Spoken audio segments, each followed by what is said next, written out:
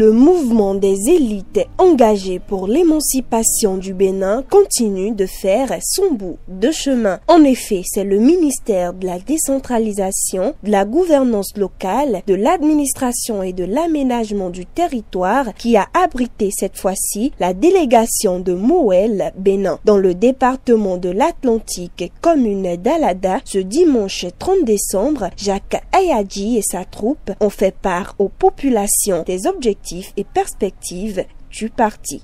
Vous voyez, il y a beaucoup de jeunes ici, intelligents, très intelligents, qui savent faire ce qu'ils doivent faire et qui sont des archivistes, des bons politiciens, des rassembleurs.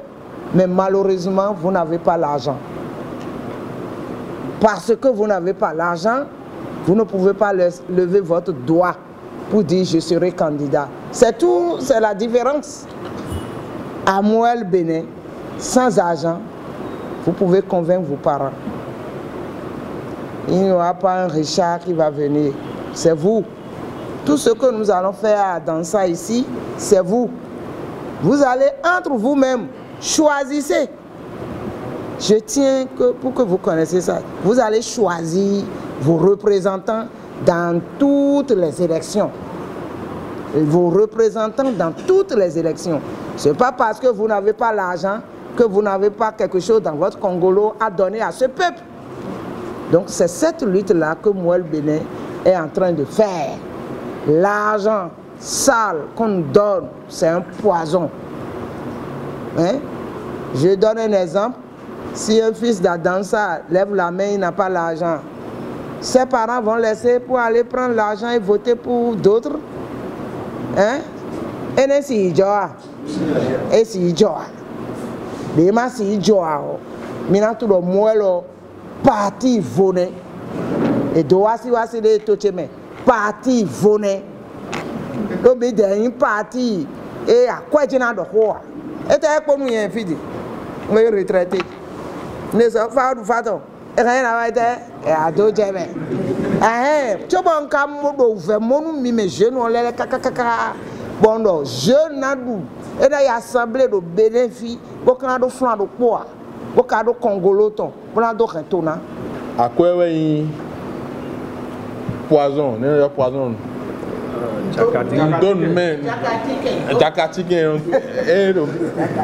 mi ouais et ouais quoi et ouais zombo. Mais si bah mais de comme film moi ah mi de mi donne à moi mi na nous et na ime et na c'est et na le mais c'est hublo da ya when there's one more lo mais c'est moi da ile o comme si there's one somewhere da moi normalement mi doit créer parti de when mi de dian le parti ko support ben na dépôt et na dépôt mi doit ba parti de boy biomé. Mais quand on partit de mes caca, quoi vers dans le milieu et vers dans l'hier. Donc, mais c'est quoi bien aimé. Mais bien aimé, nous est bien miné et j'ai na Dieu tegbe. Bon, mais de quoi j'ai na fombo de gailler tegbe. Bon, mais m'a donné à et na fombo de yé. Moi, bien egbe. Bodo emi na so emi de so savona nto ba na ndebu do eni ondo anye mi are mi tofo bo de mi pele mo dion ye pele mo bo mi do ko ni ye mi ne le so ala daga ko me bodo e ko si gon kwa ma man me o do azin po e no flijan e donc il y a des que des wafos sur bodion et vivimi à mon do ko ka botike yo kunja kwa na me gbe o donc na me kwa un zoom on bon me le petit bo le monde et mi bloqué abele do direct pede et mi ka do fo il va mon kunje nu me do kwa yi mi de o melesi yo e wa zo ba mi fon mi na ali ba ko mi no simba ko mi no doto ko ba ko Mino vi mito ena ya zome mna tonde yo mino bi moya. Donc moel bene on do. Mini kenklen. Bonu wenda gbene on. Me wa fi dire yo. Mina bio togun me. Bona man wenda gbe yo. Je vais vous poser 3 questions. Moi, ma première question, ça va à l'endroit de la fille à Zeko, dont vous avez parlé là. La fille à Zeko. Oui, dont vous avez parlé là. Bon, il est vrai, nous sommes tous béninois et nous savons ce qui se passe au Bénin. Mais nous sommes à quelques mois des élections.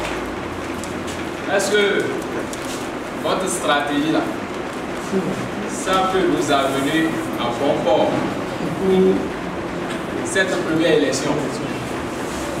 Parce que si je comprends très bien, vous avez dit, tout ce qu'on fera, c'est nous les partisans qui allons cotiser l'argent. Et nous savons très bien ce qui se passe du côté financier actuellement. Au Bénin, je ne suis pas encore sûr que ça là pourra marcher. Encore, je crois que c'est interdit. Ça peut marcher après, mais à l'heure où nous sommes là, nous ne pouvons pas nous errer. On doit se dire la vérité. Ce qui vous manque, c'est la foi. Il faut croire en ce qu'on veut, ce qu'on veut faire. Parce que dès que vous dites que c'est pas possible là, c'est fini. C'est-à-dire que vous vous bloquez comme ça. En 2019, ça ne sera pas possible parce que vous n'aurez rien fait pour avancer. En 2021, ça ne sera pas possible. Et en 2100, ça ne sera jamais possible. Le premier carburant que je voudrais vous donner, c'est la foi. Il faut croire en ce qu'on veut. Sinon, on disparaît. Vous avez dit que vous, sans argent, vous ne pouvez rien. C'est faux. Moi, je connais Nelson Mandela. Ce n'est pas l'argent qui a fait de Nelson Mandela le président de l'Afrique du Sud. Ce n'est pas l'argent. Et même si on revient dans ce pays-là, on connaît des gens qui sont restés en prison et qui ont été élus. Parce que les populations se sont rappelées de ce qu'ils étaient quand ils étaient libres. Et moi, je vais parler de la 9e circonscription. Je connais un douanier, je ne vais pas donner son nom, mais il travaille à Dassa. Il ne va pas au village. Du moins, il ne va jamais au village pour aller faire campagne. Mais il est toujours élu député là-bas. Il ne met pas pied là-bas. Donc ce n'est pas l'argent. Ce n'est pas l'argent qui va régler les problèmes. C'est vrai que vous avez donné des exemples qui ne cadrent pas avec ce que moi j'ai dit. Tout à l'heure, j'ai voulu féliciter Adikpetor. Il m'a un peu rectifié en disant que, en réalité, vous avez eu la chance d'avoir été aidé par le CA. Parce que cet argent-là, personne ne peut dire qu'il ne va pas le dépenser. L'argent pour faire, comment on appelle, les bâches. Oui. Normalement, nous, on ne devait pas vous amener ça. C'est vous-même qui deviez faire votre bâche. Mais on sait que c'est la contribution du bureau national à votre activité. C'est pourquoi on a amené ça ici. Votre cotisation peut amener le bureau directeur national à financer ce que vous dites là. L'argent qu'on refuse là, c'est l'argent à distribuer aux gens. Pour dire, vous êtes venu m'écouter, voilà 2000, voilà 5000, voilà le sac de riz, voilà l'huile, voilà le cube, voilà le sel. C'est cet argent-là qu'on refuse. Et il faut y croire. Parce que si vous n'y croyez pas, vous allez toujours rester au niveau auquel vous êtes là. Moi, je ne veux pas parler de moi. Parce que si je dois parler, moi-même, je constitue un exemple. Si l'argent était mon maître, je ne serais pas là où je suis aujourd'hui. Non. L'argent n'est pas mon maître. C'est-à-dire, c'est la conviction. Si les jeunes qui sont ici, là, malgré le fait que vous n'avez pas d'argent, si vous décidez que c'est vous qui allez être le maire ou bien le conseiller. Vous n'avez pas besoin de faire campagne. Ah, à quoi dire monsieur Amen? Mindieu do yo kunwad. O dia donc ka élection we nous. Monsieur ne ko mi donc yo. We ma Marseille mais ce genre on n'a pas besoin d'argent pour dire ça, non? On n'a pas besoin d'argent pour dire que c'est à Marseille qu'on veut on veut voter. Donc moi je demeure convaincu de cela. Azinko on a flidé parce que si on vous donne de l'argent, on ne vous éduque pas. On est en train de vous insulter. Et si demain on n'a pas l'argent, ça veut dire que vous n'allez pas venir. On était à l'université, quelqu'un a dit exactement ce que Marcel a dit, pour dire que ce n'est pas possible aujourd'hui.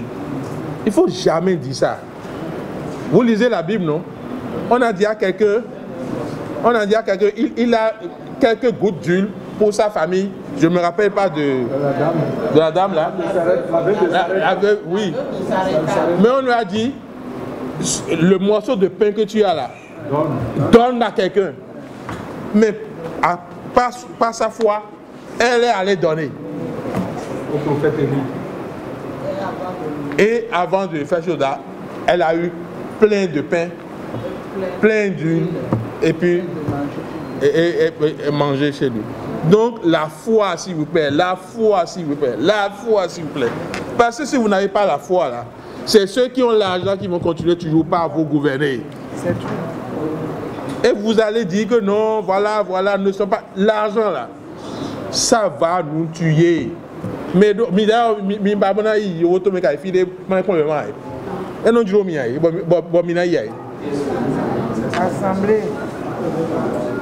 vous pensez que si vous arrivez maintenant à faire émerger un des vôtres ici là, ce que ça peut faire pour vous? Mais si vous dites que c'est l'argent, c'est celui qui a déjà l'argent, dont l'enfant est déjà bien positionné, c'est lui qui va utiliser encore cet argent pour venir prendre votre suffrage et aider sa famille seulement. Bon, il y a un téléphone en anglais. Téléphone en anglais, téléphone en anglais, parce que il y a un homme ici. Ado carré tu es beau ça.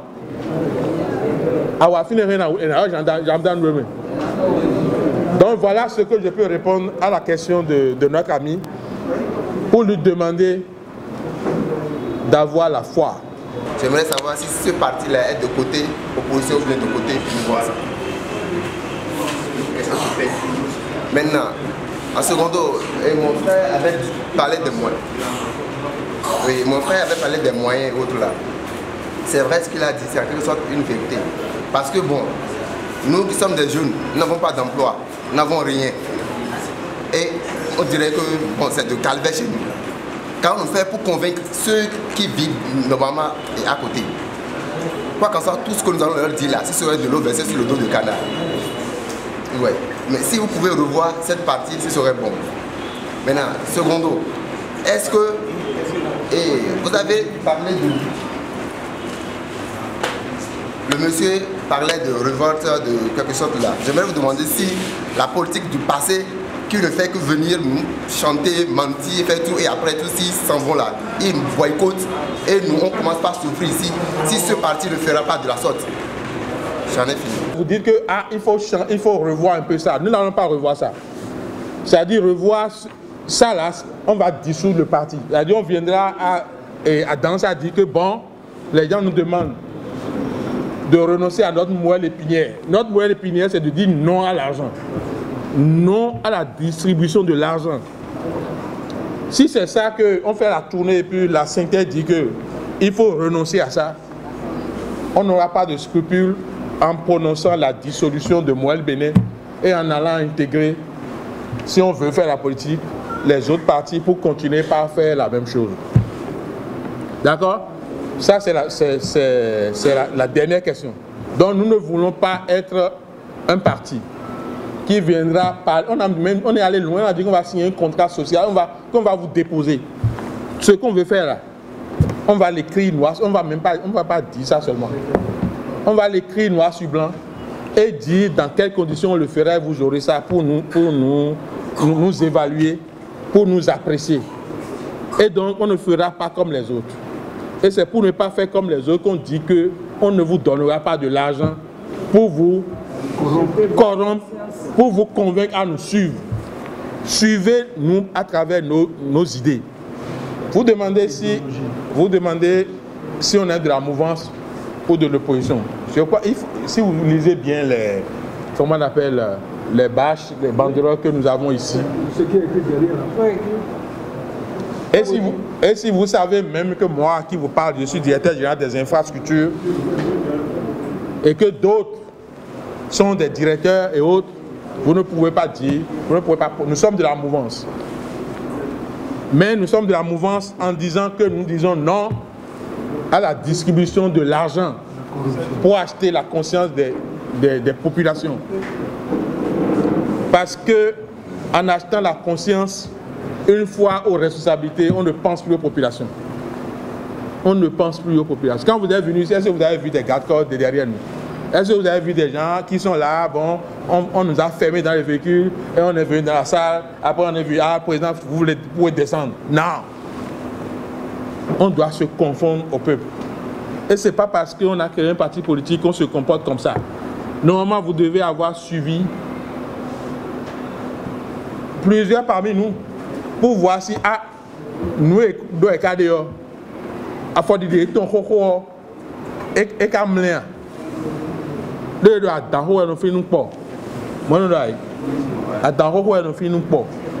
Si vous voyez des gens qui disent quelque chose et qui font le contraire, là vous pouvez poser des questions. Donc, chers camarades, je vous demande d'avoir la foi. Ça rejoint encore ma réponse à l'autre. Et m'a dit à Gbemé, et m'a dit à Gbemé, et m'a segbe si ouvert, et nous a indé. Nyeme le fi dion ni une dor den ya zo mengbon kaka bo wa le fi ndé yo mi na croix wa mono vien misi wa mono vi be ko ya zo me ete no tunu na duka za nko wa bo a do kon ton de bo kon ton si price ko ton gbe bo nudu ene yo e na na ipede kabi izana ko ene yo e na bo nous ka tatu mba tunu mi jo ayin de gba mi to me yo and on y a mon ami, il y a des gens qui ont entendu, donc il y a un dit. C'est vrai que Minam Kundoazo, d'accord, Mindoazo, Mikazo, Nando, tant que Minando et Minando, il peut voter. Et quoi, il veut voter, et du gars, trop, sans finir. Bon, Mindoazo, et Diarra doit me figurer parce que dans 5 ans, dans 10 ans, si ça continue, et la jeunesse continue pas à s'accroître, sans emploi, sans rien, cette jeunesse va se révolter. Et quand elle va se révolter, ce serait contre qui? Ce serait contre ceux parmi vous qui ont un peu de moyens. Ils vont demander, mais pourquoi lui, il a eu une moto et moi je suis à pied? Et mon fofio, il a 2 jours, mon moto. Et moi, mais les deux couilles de tête, mais les deux couilles, il y a 2 couilles à boulot, il y a 10. Et il y a un barreton. Et il y a un barreton, il y a un barreton.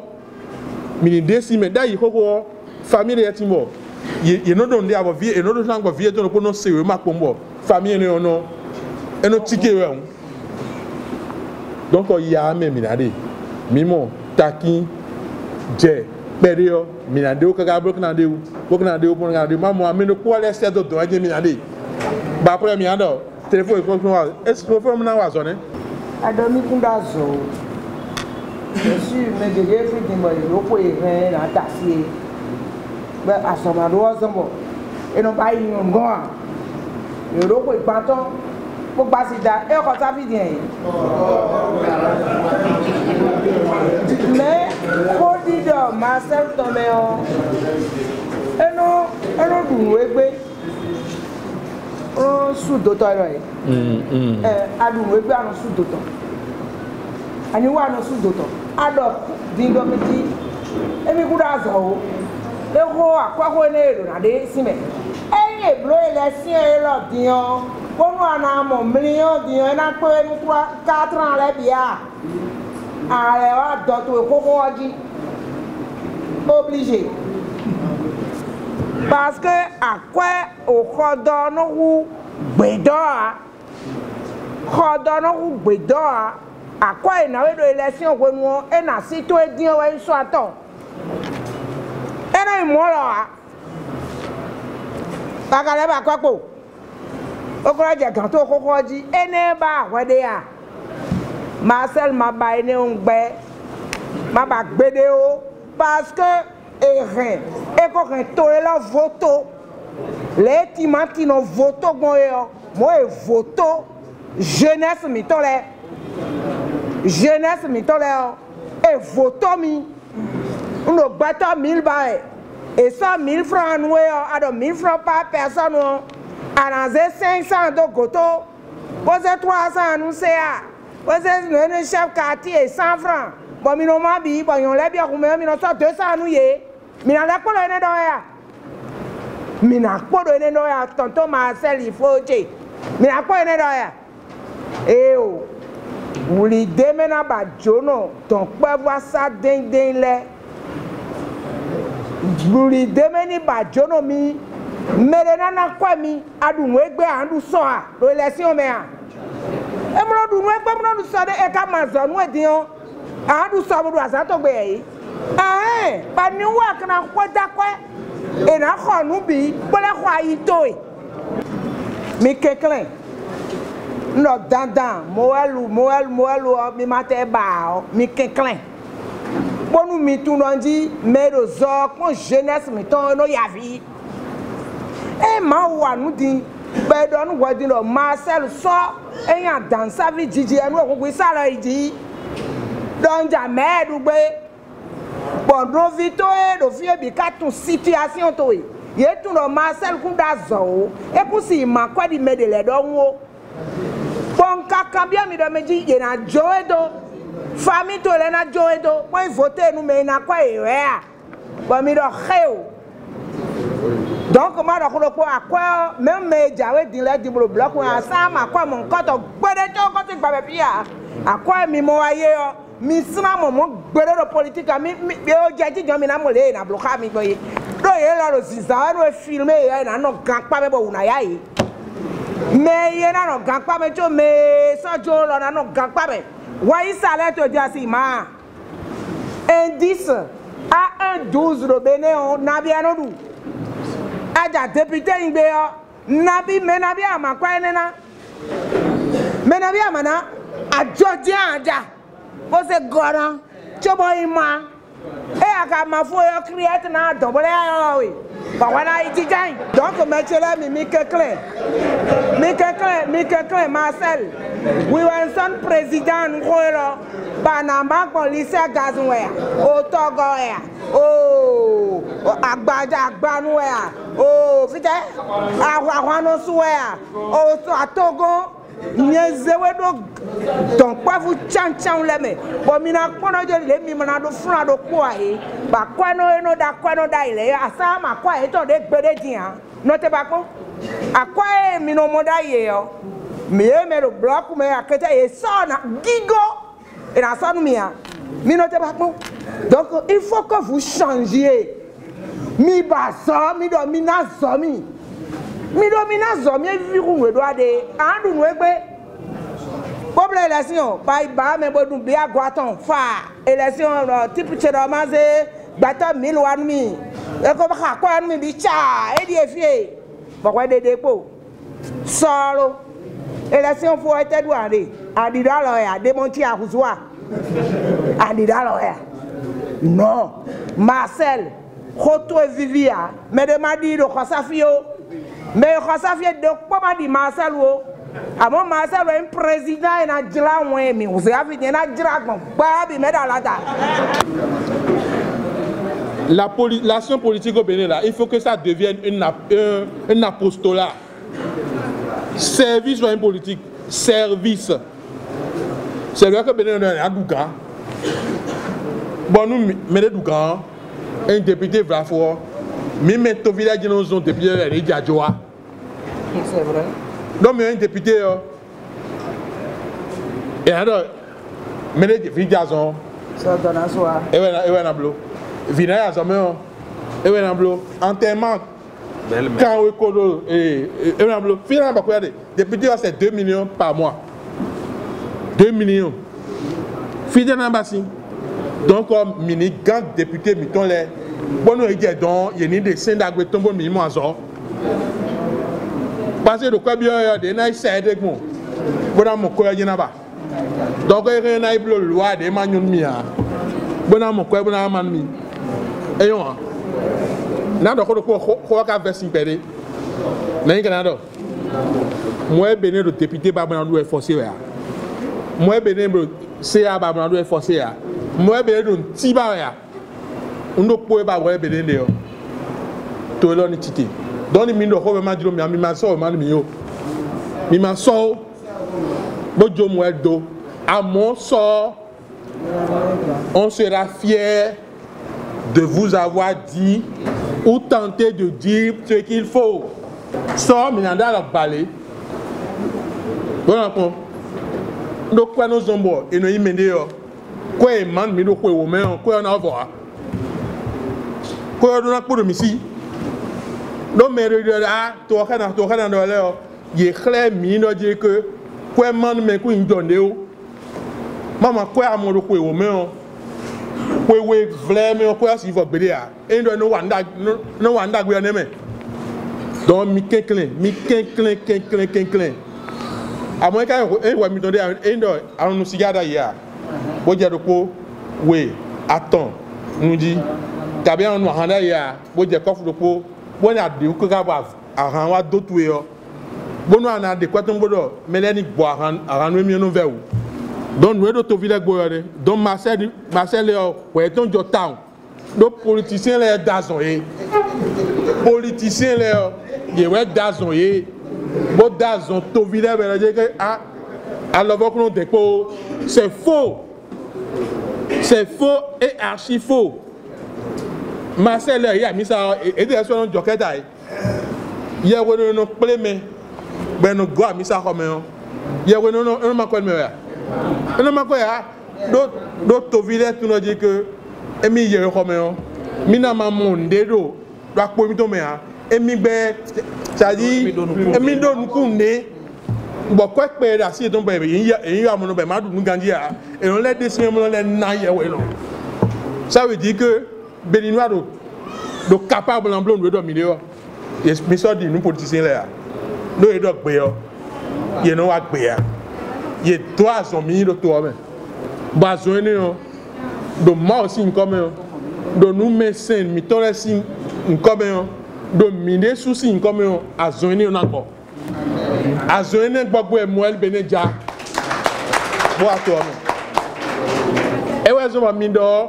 mi si romain bo do ko mi bo ko na en investi pere amon we mi na blo bon no na yon e konje mi de we zo mi do ko ni gosime quoi que c'est un homme libre bon mais ah mais là ça comme dia mais là ça et man na do doa we ya et so gbe mi dia mais là e ko kun akwa ida yi ko ko ma me e do je kwa de no na ni le no wa de do me de wa e no wa ti do me de wa me ko si gan mi wa fi o nye do akwa ba dandan nu da gbe we initiative da gbe ye mais nu do je ko mi ze ha mi de na yo aso mo do mere buken mo do kwasi kote yo mi no lido explication me wo e no na te dali la na shop me le tere e ha oh ba me fi o futo na ilu content wa inda ho si ga me mi do video mo yi wa me ko to jo e ni ono veri nita mo do je mi na ilu ko kwa to ne mi do de si ne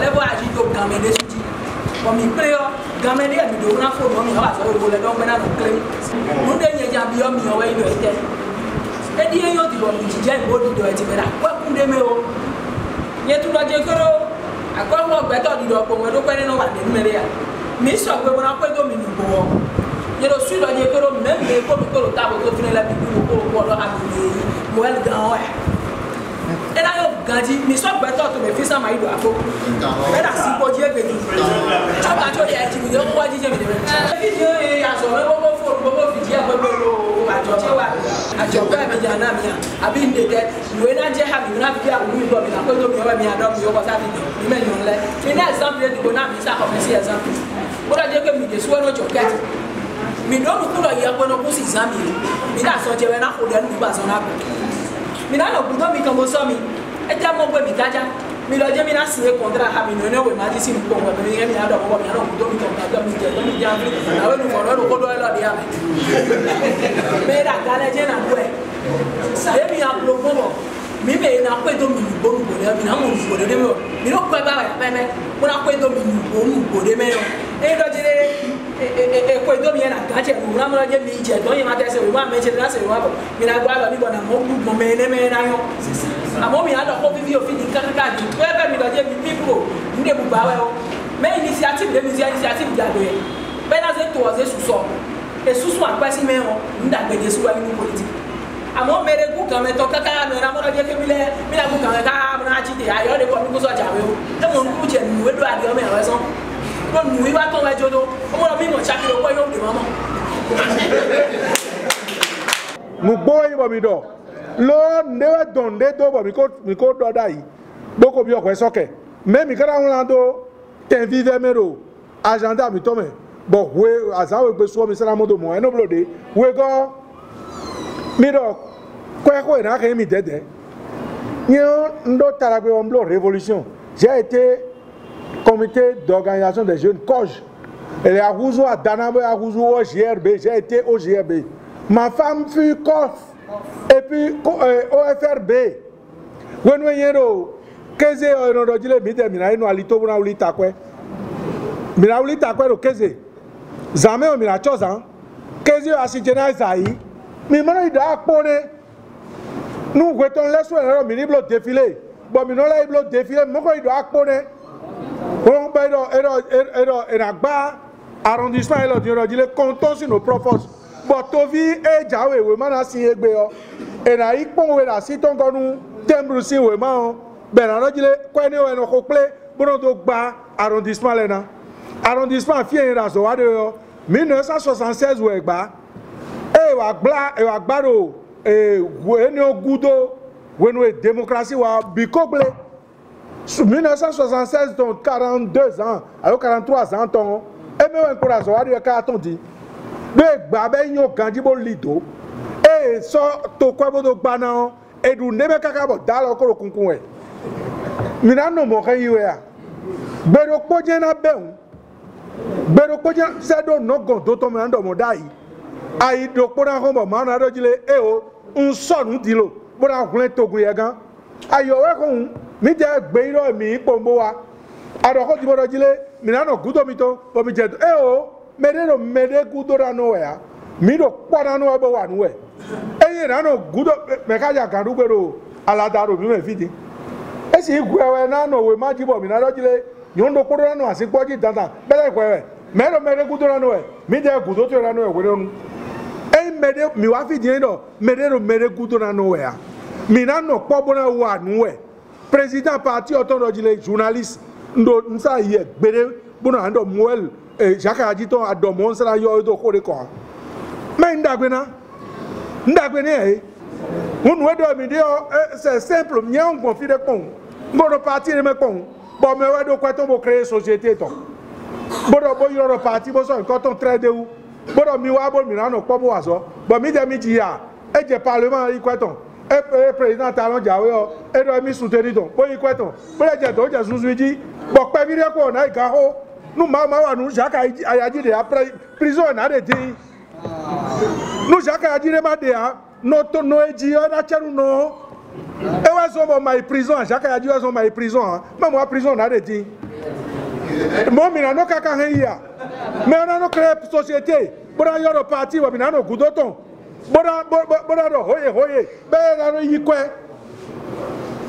bora no blo le nous ça me de on gble flafo e mais la ticket gble ça leblo e bo mi de mi ka hoye do bo e nko mi to ko je utu to po e do jile form bi wo wuli e me la ko ka mo do jile ku da lo de me o do e tu mi ro radio to pa tu mi ro file o e do gbere yan lo e da lo de me e ba do na bo mo do jile ku da lo de me o e do mi joy mo mi na no kaka he ya me chele mi mo mi na no he ya c'est clair ce que je vous dis hein nous sommes dans la vérité mais de wa fi wo do jile Jacques Ayadi ma yi président e yi candidat nous président de la République guinéenne. Bon, il ne sera pas candidat pour la députation ici. Hein? Mi médias na ou conseil mi me do filo le me jina ukusi bo mi na do e o me lo mi juro na jino do ko sare di yen do fi di me do ko igban bo no mo ni fe blo ni pla yo ndi wa bo ma bo de ado bonjour papa nu ni me de wa gbere ado mo aso a eka do diplôme bonjia bo do akọ bo se o ma bo do diplôme bo ka mo aso aburo ko egbe mo je mi na no kakare ya. Alors, c'est clair ce qu'on dit. Mais de wa fi wo mi ano gudo mi ton ha. Mi wa mi na no po bo ablo to e lodo. Bo mi plede do dekungbe boyon le ye da chagbere o fi be suruku je me. Etu nu o dogbe mi jawe ha. E mi bi o sapo e da chagbere mi ruzui me de fo do elile. E do ruzui mene bondo elile bondo o nwedo mi de lo eje cheji bo mi site bo duwe do mi do ra huzui bena lile elile ada eji ededa yi bo mi de mande mo ya e huzu adana mi na monu avoje kento volto ewen amo ndi do aro fiji edin viene le dion e po aso me ye newe so ka na chinu yere nous devons nous aider. Nous devons nous aider. Vienne le. Podo do fine dimbolo titon po. Nous devons nous aider. Alors, et joazo nous mettons do poa politique gbedogbe. Bora ihwe e mondeo. E o e mo de e o de o. No ado e sa taki do po do e gba iye de o. Ado mo e tanti. Ado mo. Donc, manda okodo konwe. Akwe nous dagbewe. Be do na ba. Akwe asiwe yo. Ana kanti hado wonyo na wa kontoi. Bona dawi. Adakwe me kodwe do han me na iro do dada. Akwe kadene. Mi kabla akwe ne kakayo fie. Makado makante me dinu fidin fita mi de vil novi mi ton le bi do diplôme do soya bodo po ko egbe ama egbe dilo da me do ko ton ko yo mi me yan zo ato fine din yo relève do mi gan mi de din mi go yan zo ato me ka je mi de gudo pon de je do khanu me o e ma mo ko ya o e kan na blo Edea. Aïe, quoi de quoi en amont, chômeur 25. Et bien. Donc, Joël, à la soirée, pour de les comptes de vous. Donc, il a dit, je nous enlève comme au béavi. Pour nous leur conseiller nos mots. Mais on est sévé, mané. Non vito de sewema e yo voto me boy diplôme boa ele no to vi bodo diplôme lo bo me makase français gbe ayo e da ko yo bo manu mi yo mi so e je meri e te wa gbe gaja ende awa ya ero ndebu na wa ya e na fi parcelle amadia donc nous edo ede yo modole à mauvais wedele no a mauvais politique comme les ragbon ne me a nonsan ono we bodo parti lo nous les jenai ba kablo yo mais de kasole ko bo adon wedo en tanti Joël e assemblée don yo ou be yi me yo koi mi me yon leo na kple mi na ba won zede ila no nya kwanu mi bo mi na no do wajona e so do mo ado ko sahowe o sahowe we nenu zame gbenegbe ko so kwaton chakaton we ko sahowe ko e sa wa fliwe mi afombre mo blo ya tanti Joël non e lo di an sobo do pon na yeso adan savi jiji ni ko egbe no nenu ko finene se je fi je nkano se azanjeme balé sanjeme wonu kaje famille te bien fini mi de la khovie mi de keman pa ko enu mi aba donc a dansa no enu ye fiera dansa fi dimbo vlemie de ya tout file bi. Donc, nous avons donné, m'a découragé. Ana ikple gbeto le amonu do mi de ja khogbe wa de din yo akadi an kple gbeto yon le e do moel me bodo din yo mi biole gbeta o amonu teme ko temi gbogbo mi biole mi me yon le o mi do me na ya kwan mi on ba e me yon le o mi do nu mi na wa jo amo ajo mi to no ve utu chero me yon le me yo me atono sa no ko aya kwa ando ho me atono kokoko me na sada mi de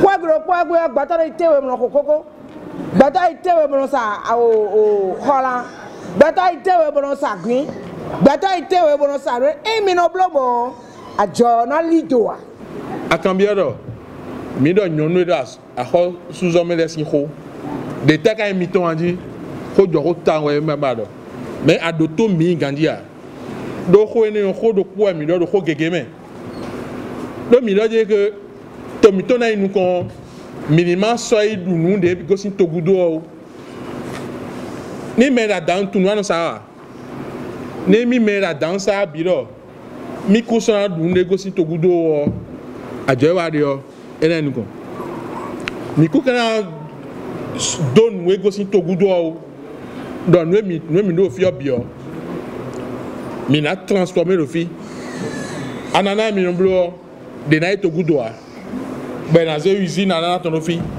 et ze usine do ko do tomé on mitum jeune na bien no me jeune ka ya zo me on e na khon bona doai e na kha vo bona doai e na wan wene ai mi le je ke e jali blogbo yo mi kusan lo mo me go sin to gudo na wa bona yali yo bi boblo minaze mais miton doit pardon donc point dit doit ouais c'est ça on a dit doit attendre on a miton de mais là na wa zo fini et là zo fini bo support a je wa de yin no agriano ça mo liko on ça koko on ça et na donc et do minado bon minana ko yin non afo minade boy na matériel Joël Bonnet quoi les nous eno wa ena ton ni ba na duo afo emi na de yo ne donc de madame chai do continue mi pele mi de bo don le mi jan wa bo adam mo ni kan ni wa li ni ena kan yi kai mi de ju blo mon de me la no blo wa si vous voulez même petit boulot mais quand nous comme tombe do courage vous dire que nous mi bien mi ko blo si vous voulez mi ko petit bo mi no bem mais là no bem mi clear mais no courage vous ah nous mi do am na blo ah bi gbe no yi do yi nous gbe o bo nu e ko ra yi o était caméra mais do to fi ka vous dire que les promesses électorales n'engagent que ceux qui y croient. On a ah eh oh on peut finir quoi nana mi e rami ame mais nana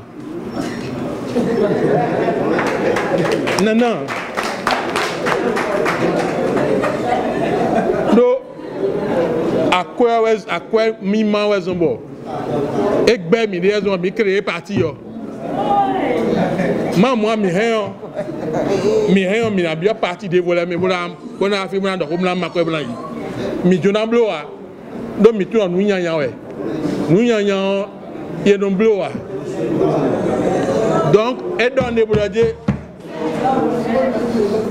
boulaje que un mois don de na zombo moi na jaira a danser ni jaira danser parce que devise miton on a dit vérité travail patrie donc dans la vérité nous travaillons pour notre patrie. Donc, nous sommes nous tomiton. Donc, il y a digma minado. Tu vois, mina djemigudo, mi ba digma. Ni bino mi dioje bina manko mi ya digma we. Mina digma nado ya donc mino kwena ma we. Nous mina blobo, mina kpon mi de me. Mi man de do ko ya mina kpon mi de me ba me jo mi mina so. Nous ne blogo mi ja. Bon, mi ka jamais on sogo yo mi na kon dijo ton dijo en on zando ayi vogbe yo. Dijo mi na kon na so do tami ton bon mi na blo comme to bi me. Mi blo comme to bi mi on tom ton la ni kon. Ado. Mi to jali ban me le di ouais. On ne fait pas comme ça. Mi de wa fi bo jaso ban me de gbe ya. Mais les malades se disent que moi, le Walada, bon, des mis en bas, nous sommes là, et c'est pas ça. Quand on a des mis en bas, on met ouais, ouais, tu vois, j'ai mis goudou, mais nous ne sommes donc, il nous dit que à nous battre barre, bon, des crédits, bon, il y a battre, bon, il y a les battre gré. Ni ando tó bẹ mi an bẹ gro lile o gbade o mi na to mo we tó bẹ o aja gbade mo gbede a nu emi de wa fi bu na do e be ndo de mi na blogbon bon me de kuro na mo azo to mo na me na bazo me de a emi do nu emi doro to mi na du nu ego si to de fo me wa fi a azo ba nu me de. Mais toi, tu as besoin de Molikun Gandhi. Ben, tu as Molikun si Chine, tu as si Japon, tu as si Thaïlande. Bon, gouvernement dont on est non subventionné. Bon, Molikun est wafio, et non les accords où Molikun est même, tu as nos dos. Et non, le juif d'offrir la David. Bon, mais non, Jodo, bon, les juifs, les gosses, Togudo, bah, c'est pas. Et un roger a beaucoup de gantou mais kabia comme comment de gantou mais jeune de toi mais dans les soirs regardez il y a des bazona regardez donc des milliers de mini ben we go si to good double nous mettons là des milliers à bon je mettons là dans mazo et donc milliers donc milliers millions de milliers bazona mêlé midu gam ya bazona mêlé millions de moi nous millions blo mais pour fier de et na blo to agbon de bo ami e chinois le no du medecin mo chinois le no do ko egban wa igudo de mi de gbon je lo de gun be do ne a ye tunde a bo e ka su on do ede egbedion mede so gae do gbo me a ye do avion blo e ye do bateau blo e ye do nu agbami bi blo e ne ka blo gun mi yon blo a mi de mi ablo ka mi amon do poge mi ablo ka mi. Bon, mi an non pas bon blanc, mi bleu ne fou, mi so ba mi a. Ye kono khonde si mi blanc yo fi ya no bon, ye no blanc jardin. E mi cho e gandi yo. Ye no yi supermarché no khonde ya. Ye no blanc jardin e mi yen la kete yo, e ouais no ze bon, le no na bo abio. Mais moi je travaille avec eux. Ben na do ma, e na do nou na do le bio. Bon yi revi, bon yi le, e no khonde fi de ya.